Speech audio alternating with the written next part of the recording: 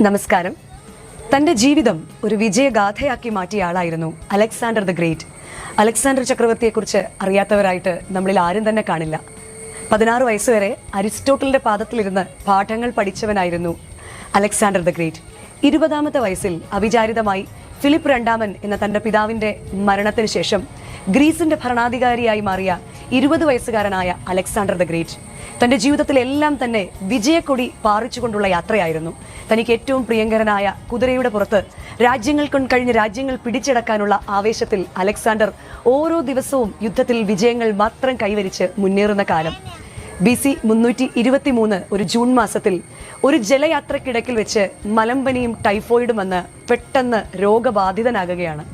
ലോകത്തിലെ ഏറ്റവും വലിയ വിഷഗ്വരന്മാർ അദ്ദേഹത്തിൻ്റെ കൊട്ടാരത്തിലേക്ക് വന്നു. ലോകത്തിലെ ഏറ്റവും വലിയ കൊട്ടാരം, ലോകത്തിലെ ഏറ്റവും പ്രഗത്ഭരായ വിഷഗ്വരന്മാർ, ലോകത്തിലെ ഏറ്റവും വലിയവരായ ആതുര